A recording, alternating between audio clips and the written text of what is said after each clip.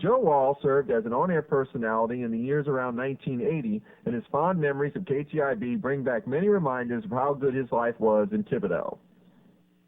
Joe, how are you doing today? Hi, William. Thanks for interviewing me here. I'm glad to be a part of this 50-year anniversary. Well, thank you. Well, let's start from the beginning. Where are you originally from? Actually, I'm originally from Texas. My father was oil field, so if I were still there, I'd be considered an oil field orphan. That's what brought me to the area in the first place. And I had worked, went to school at both UNO and at Nichols, and through a connection there, got into radio and liked it so much I stayed with it, and then eventually ended up at KTIB. So you had no other radio jobs before you came here to KTIB? No, actually I did. I worked for another station in Houma, as a matter of fact. All righty. So what was your first year at KTIB? I believe it was either 1979 or 1980. Okay. And what were your duties when you first came on? I was hired as the afternoon guy. Actually, it was Jimmy Cole, Jimmy O.K. Cole at the time. Jimmy and I had worked together previously, and Jimmy and I ran into each other in the mall in Houma one day, and Jimmy was like, "Hey, would you like a job?" And I said, "Sure," and that's how it happened. He happened to have an opening, and I just happened to want to work there. We really liked KTIB. How long were you here? I was there up until approximately 1984, I believe. Now, in the 4 years you were up here at KTIB, and like I said, you probably worked with a lot of good people and a lot of folks both on the air and off the air. Let's go down a list of some of those folks, and you tell me your best memories of them.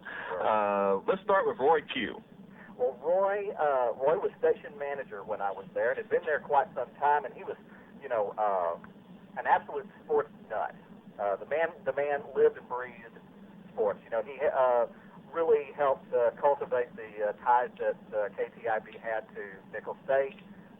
He was the one that brought in a lot of the programming that we did that was sports related. Roy was also the morning guy, and so in essence, of course, in those days, KTIB was only a daytime station. We signed on at sunrise, signed off at sunset. So Roy was the first guy there in the morning, made the coffee, and he actually went on the air and did the morning show. And the rest of the day, Roy was the manager of the station. And like I said, but Roy basically was very much a sports animal. Now, absolutely, but a great guy, terrific guy. And of course, one person from the news department who made her name pretty well through the dialogue show, Marie Bergeron. Well, I don't even know what to say about Marie. Marie was already, by the time I came there, an institution. Marie, I swear, it seemed to me at the time, Marie knew everyone in town, and everyone in town knew Marie. She had been there a long time. She had a real presence. I mean, and I don't mean that just on the air. I mean, that's just the way Marie was. She had a real presence to her. A terrific lady. When I was there, Marie actually was involved in sales and management of the station, but she always kept a toehold in the news. I can tell you this. I recall going to Marie's house, and on top of the television was a police scanner. So, instead of watching TV, you might be watching the police scanner instead. Marie always had that ear out for a news story. Always did. Well, of course, one gentleman that we definitely don't want to leave out who made his influence at the station on weekends playing a lot of good Cajun music, Leroy Martin. Oh, Leroy was a character, just an absolute character. And, sometimes he would speak English during the show, and then he would just immediately switch over and speak Cajun French. And but had a high listenership. I mean, the phones went crazy when Leroy was on. So, there wasn't a lot of programming around that was playing the local music. And, of course, Leroy had been involved with bands and things like that, too. He had recorded music. So, he was very knowledgeable about that whole genre of music. He played country stuff, too, but I think primarily what he was playing was Cajun. And, just an amazing amount of callers when Leroy would be on the air. And, of course, I don't speak a word of that language, so I had no idea what they were saying, but, hey, the music was good. Right. Now, one gentleman who, of course, was the glue of the station for so long when you were there, both before, during, and after you were here, was, of course, Mr. Raymond Sadie, the owner. What are your memories of him? Yes, Ray Sadie was a good guy. He was a very refined gentleman. I remember that tall, dark, always dapper. Mr. Sadie, as we called him, was always well-dressed, very sharply cultivated man. And I have to tell a story while I was there. It turned out that he had an acting bent. I did not know this prior to this, but we found out that Mr. Sadie was performing in Home a Little Theater, and he was in the role of Dracula. Well, I was a young, kind of a crazy guy, and I thought, oh, this is going to be great. We're going to go see the man who's signing our paychecks playing Dracula. And, of course, our inside joke, among us young kids was, well, that's typecasting. It's, always fun to pick on the guys at the top. At any rate, so we did. We went down to the Homa Little Theater and watched the performance. Well, there's a couple of things that, I didn't really think through before we went. One thing is you can't really heckle or mess with or distract the guy that's signing your paycheck. So, you really pretty much have to sit quietly and watch the play. The other thing, it turned out that Raymond Sadie was quite an actor. He was really a good Dracula. And I was amazed that there was that side of him that I didn't even know. He did do occasionally some on-air commercials, some voiceover stuff, but not very often. But that's one of my greatest memories. That and Raymond Sadie threw some terrific KTIB Christmas parties. Had some great parties. All right. Really didn't know how to put it on for us. Okay. He did great by us there. Now, were you? I'm not sure at the time you were here. You were at the station, but did you know Roy Vignair? Roy at the time did work with us, but Roy at that time worked also for Raymond Sadie, but worked at the old KHOM that no longer existed. But Roy was down there and knew Roy through that because the two stations did share information and we all worked for the same people, if you will. But Roy was down there and then came after I left came to Thibodeau. Mm-hmm. Okay. Now, you told me a lot of great things about radio I didn't know about. Some we can actually put on the air. One you told me was that when you, at one point at KTIB, you had, I believe, do weekend mornings, and there were some occasions where you had a hard time getting up on Sunday morning. I think they learned very fast. First of all, I was hired as the afternoon guy, and that's what I had done in the previous radio job that I had. So I was the afternoon guy, which was really pretty neat, considering that we were a daytime station. We signed off at local sunset. So at least through the winter months, I had a short shift. It's 5:30 or whatever it was. I signed off the station and went home, played the national anthem, and I was out of there. Of course, in the summer, it didn't work out quite so well because it had quite a few more hours on the shift. But as far as me working weekend shifts, they had tried me out signing on in the morning and working, whatever it was, 5 or 6 hours or so. But have to tell you, I was a lot younger and wilder in those days, and putting me on Sunday mornings after a Saturday night in Thibodeau was probably not a great idea because I definitely recall the phone ringing and ringing and ringing, and then occasionally I would pick it up, and it would be Roy Pugh, and he was already on the air, and it had to come in and sound for me. So they learned pretty quick that they didn't put me on in the mornings. They put me on in the afternoon. So Roy was good-natured about it. But eventually, I didn't work any morning shifts at KTIB anymore. I think they knew better. They learned. Now, one story you told me, which I think your listeners will really be fascinated in, is about some of the various rules the FCC would set down for every station in the country. And tell everybody the story about how if somebody was doing a remote, that at the time the FCC wouldn't allow them, even if it was for a church or a charity group, that you could not mention a raffle on the air. Yes. That was an FCC regulation at the time, and it was strictly forbidden for us to mention anything like a contest or a lottery or a raffle. And, of course, raffles are very common with the church fairs and with fundraisers. And a very innocent thing, but the FCC had a regulation where on the air, in radio, you could not broadcast or mention any raffle, anything that required you to buy a ticket for money in the chance of winning a prize. And, it came up over and over again. Gosh, we would do remote broadcast, live broadcast, all of the church fairs and the Thibodeau Fireman's Fair and, everything that goes on there during that season. And frequently, either I would be the guy out at the location, or sometimes I'd be the guy back at the station who was running the control board. And it wasn't uncommon for people to come up and talk and just, talk about the great things going on at the fair, and then mention, oh, yeah, and by the way, we've got a raffle going on. And, of course, as soon as you heard that word, that was it. You had to cut them off and go to a commercial. So there was caused some odd interruptions sometime, and then it would sometimes confound the people that were at the fair or whatever. They didn't know what happened. But that was the reason. It was not allowed, and we were strictly forbidden from doing that in those days. Now, a lot of other things go on when you do live remotes, and you had mentioned to me, which I think was rather funny, thankfully nobody got hurt, though, Mardi Gras was obviously a regular coverage event for the station, and I take it over the years when you were here that you probably had some pretty interesting events go on when y'all would cover that live. Oh, yes. Well, by KTIB's location, being right there on 2nd and Green, the parade passed right in front of the station. Well, you couldn't get a greater view and a vantage point than that.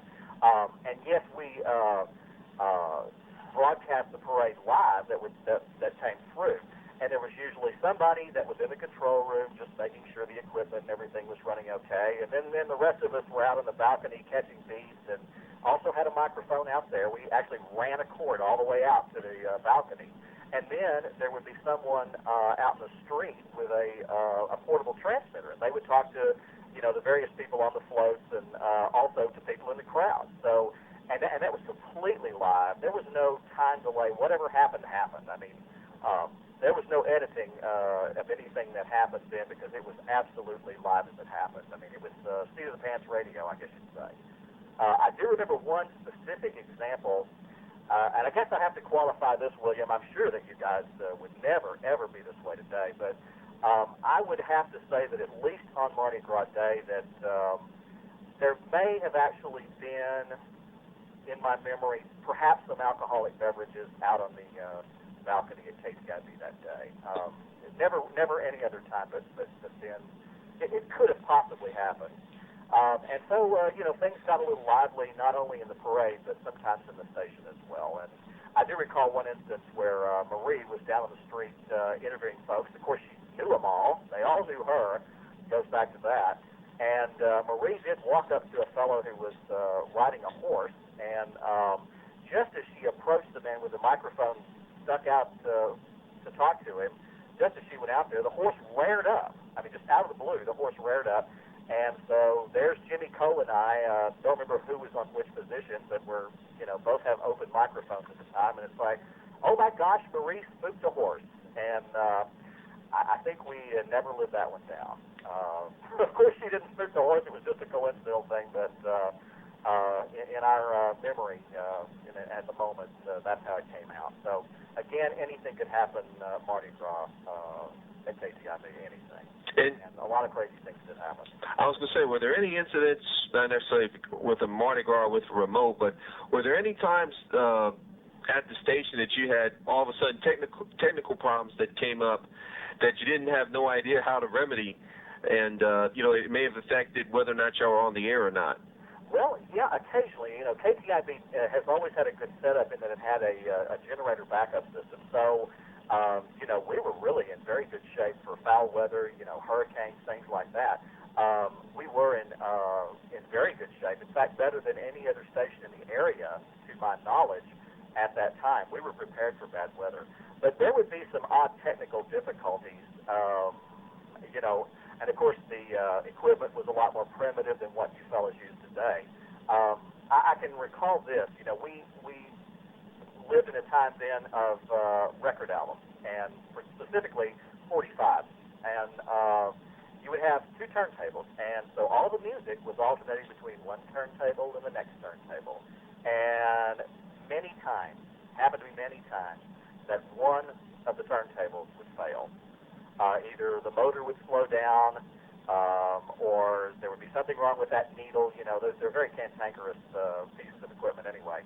And so you would have to put the record on, and when that record was finished, get on the air, talk, while you're putting on the next record and start. So you would do your whole show basically one-armed with just one turntable. And I can also tell you that working with turntables like that back in those days, you had to be very careful about the speed, because you could have it set for a 45 or RPM or a 33 for an album. And I can tell you there's been, at least in my years there, more than one occasion where the song started out on the wrong speed. In fact, I can absolutely confirm that Dolly Parton played at slow speed sounds exactly like Jim Nabors. That Dolly just sounded like she was singing in a normal deep voice versus what she actually has. That happened a lot, and like I said, I know you guys don't even have to deal with that kind of stuff anymore. Everything is much more modern. Mm-hmm. Now, you know, one thing you're talking about technology, you told me about a piece of equipment that I'm sure the listeners would like to know about. You said that y'all had kind of like a special primitive form of a fax machine that you had hooked up with the folks at KTIB-AM, right? We did, and I had never, the stations that I'd worked for before didn't have such a thing, and it was a thing that I was just amazed by. It was called a quip, and what it basically did was it was a fax machine, and this thing looked like one of those tubes you would use at the bank. It was a round thing. You basically had to take one sheet of paper and wrap it around this tube, lay this thing in sort of a box, and call the other station and start the machine. Tell them, I'm about to send you this quip, and the machine would start spinning. Turn the machine on, put the phone in a cradle, and it made a noise very much like a dial-up computer modem. So I guess that's how that technology evolved. But after about a half an hour, on the other end, they would get a copy of the same thing on paper that you had sent. So in essence, it was a primitive fax machine. But you know, this was in a time period when there was no such thing as a fax machine. And I have never seen one before. I've never seen one since. But that was a very cantankerous machine. And I can tell you many times you would go back and check on that quip machine, and you just have a completely crumpled piece of paper. And, of course, no computers either. That was absolutely unheard of. So everything was typed, and you had to go type another copy and send it on that machine again. And it happened on both sides, us sending to the old KTIB and them sending to us. We shared news. We shared some advertising copy, public service information, things like that. And that was one cantankerous machine, I can tell you. So fax machines are much, much better, let alone email, right? Right, and now also, too, you said before satellite, before frequent satellite, before computers, a lot of times y'all had to get y'all Associated Press material off of that very loud printer that used to sit in the closet, right? Oh, yes. In fact, that closet had a big door on it because that machine was quite loud. And if the control room to the station was actually open for any reason, you would hear that machine chugging away out there. And it was a teletype machine, and it actually worked a lot like a typewriter.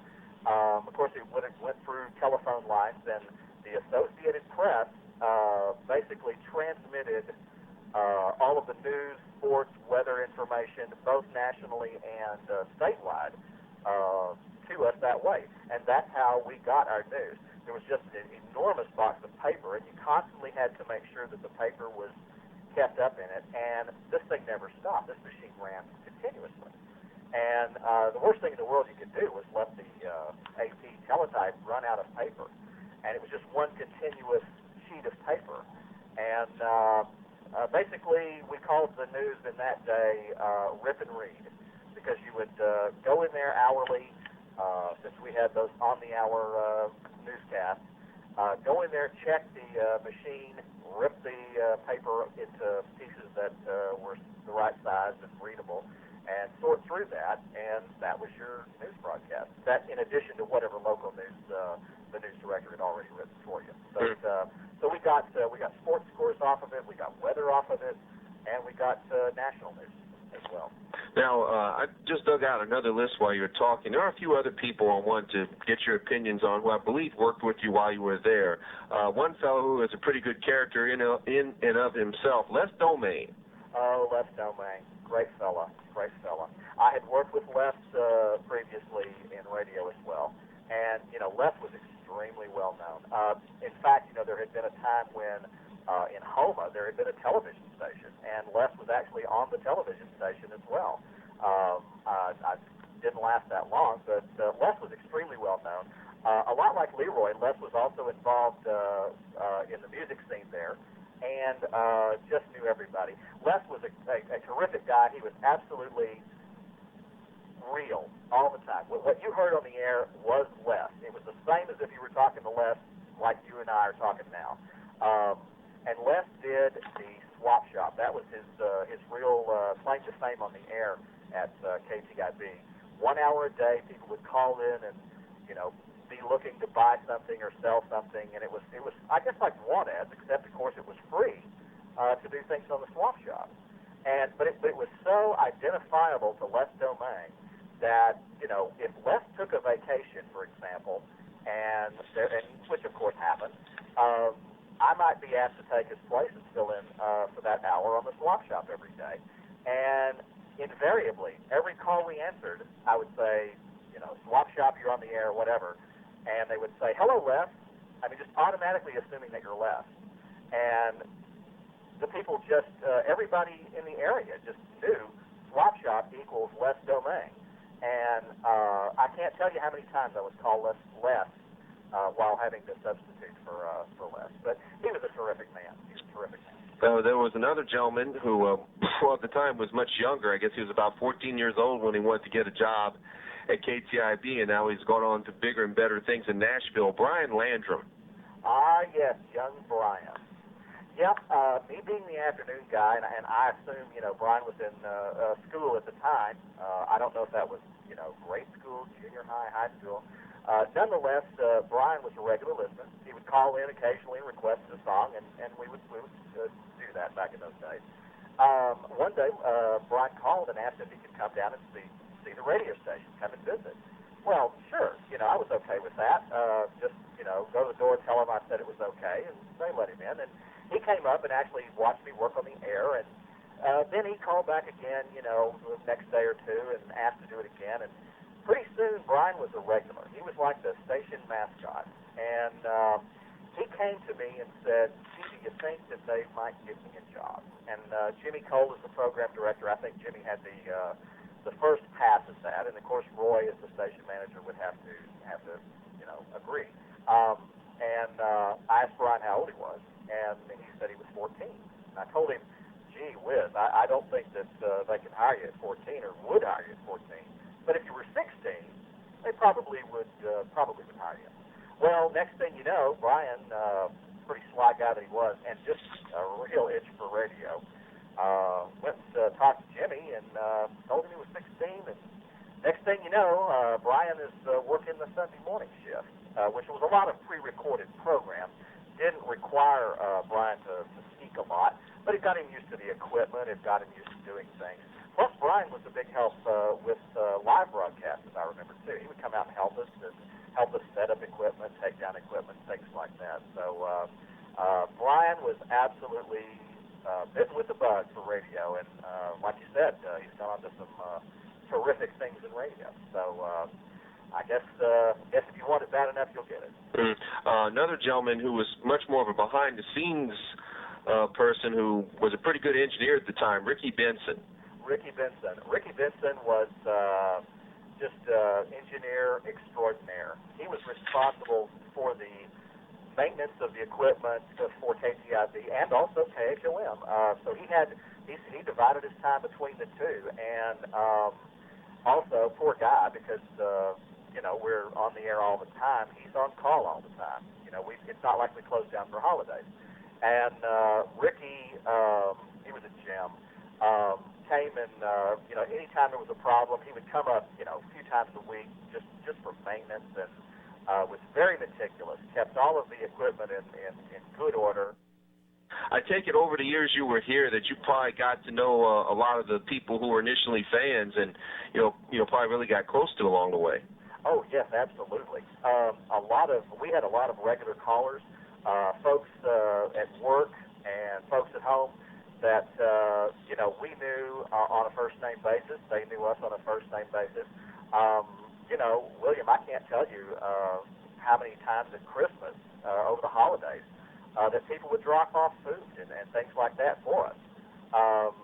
It was. I felt like we were a real important part of the community then. And so what was the reason why you had left KTIB? Well, actually, I again have to kind of point that back to the change in the oil economy. My folks ended up transferring out of Houma and really wanted me to come along with them, and I was of an age where I could have gone either direction, but I decided to go ahead and go with my family. So actually, I'll say it was family reasons that took me out of KTIB. And looking back, hey, I don't know if I'd still be making that same decision. KTIB was a great place, and we had just a terrific bunch of people. Everybody that was there was just a great person to work with. Well, tell all the listeners what you're doing now. Well, as a matter of fact, it's rather complicated, but I work in telecommunications. I work with a lot of companies that you all know the names of, and basically I work with telephone companies, both local, long distance, and so forth, and we do special services for those companies. And so it's basically telecommunications is where I've landed now. Mm-hmm. Well, before we go, is there anything you'd like to say to all the people listening right now? I would like to say that Thibodaux, Louisiana is one of the finest places I've ever lived, and I have been back once or twice, but it's been way too long, and I would really like to come back again. I miss it greatly. And I miss KTIB, and William, I think that you're just like me. You're a lucky guy to be there. Joe Wall.